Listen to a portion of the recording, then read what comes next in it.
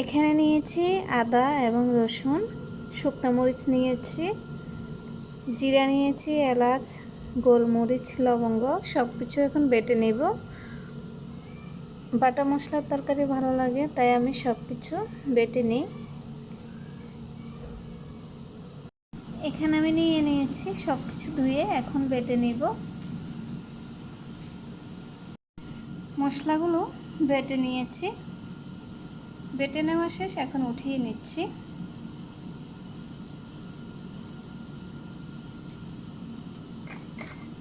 খুব সুন্দরভাবে মিহিন করে বেটে নিয়েছি। এখানে আমি পেঁয়াজ কেটে নিয়েছি, আলু কেটে নিয়েছি, আজকে মাংসের সঙ্গে আলু দিব। আর এখানে গরুর মাংস ধুয়ে নিয়েছি। গরুর মাংস আলু দিয়ে ভালো লাগে, তাই আমি সবসময় আলু দিয়ে রান্না করার চেষ্টা করি, খেতে খুব মজা হয়। এখন রান্না বসিয়ে দিব। চুলাটা জ্বালিয়ে নিচ্ছি,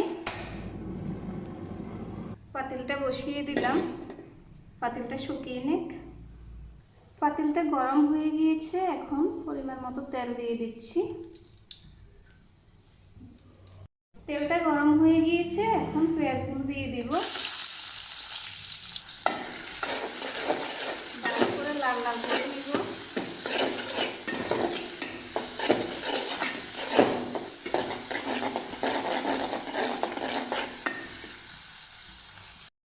লাল লাল হয়ে গিয়েছে খুব সুন্দরভাবে।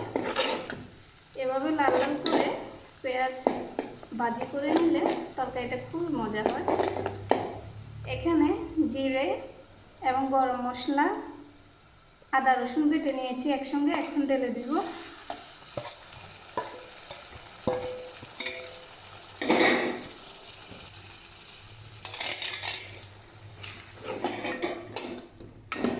সব কিছু এখন ভালোভাবে কষিয়ে নেব।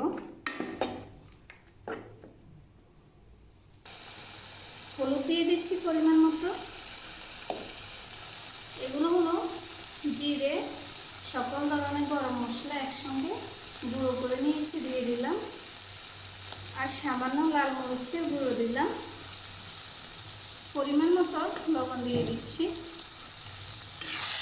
এখন সব কিছু ভালো করে নেড়ে নেব।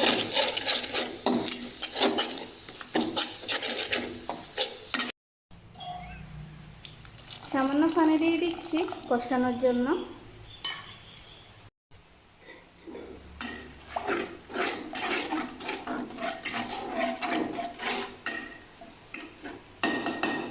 এখন অল্প আছে কষিয়ে নেব। খুব সুন্দর কষানো হয়ে গিয়েছে, তেলগুলো একদম উপরে ভেসে উঠেছে, আর কালারটাও খুব সুন্দর হয়েছে।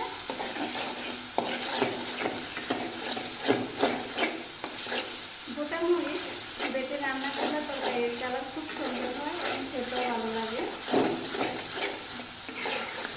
একদম মাখা মাখা হয়ে গিয়েছে। এখন আমি এখানে মাংসগুলো দিয়ে দেব। মাংসগুলো দিয়ে দিচ্ছি।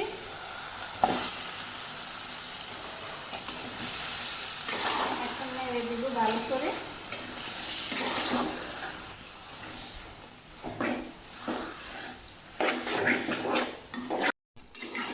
মাংস এবং চর্বি সমান সমান,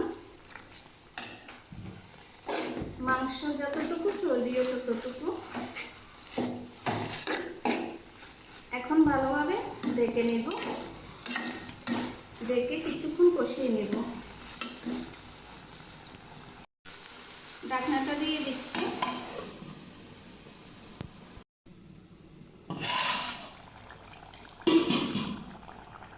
মাংসটা খুব সুন্দর কষানো হয়ে গিয়েছে, যে মাংস থেকে অনেকগুলো পানি ছেড়ে দিয়েছে, পানি দেওয়া লাগেনি। এখন এখানে আমি আলু দিয়ে দেব।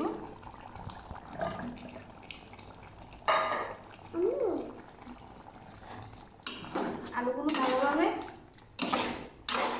জলের সঙ্গে এবং মাংসের সঙ্গে মিশিয়ে নেব।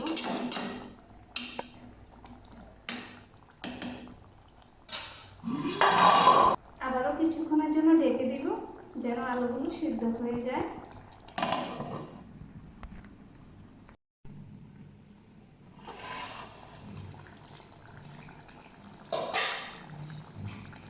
ঢাকনাটা আবারও উঠিয়ে নিয়েছি। আলুটাও কষানো হয়ে গিয়েছে খুব সুন্দরভাবে। এখন আমি এখানে পানি দিয়ে দেব।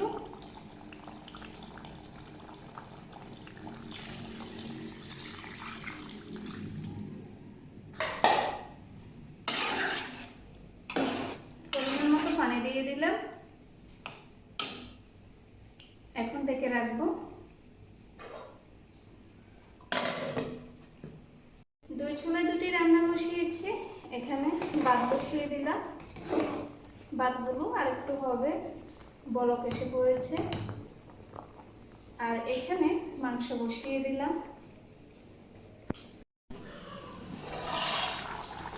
ঢাকনাটা উঠিয়ে নিয়েছি। খুব সুন্দর মাখা মাখা রান্না হয়ে গিয়েছে। বেশি জোর রাখবো না, এখন নামিয়ে নেব। আর আমি এখন চুলাটা বন্ধ করে দিব। যদি ভিডিওটি ভালো লেগে থাকে লাইক কমেন্ট শেয়ার করে সবাই পাশে থাকবেন। আল্লাহ হাফেজ। আসসালামু আলাইকুম।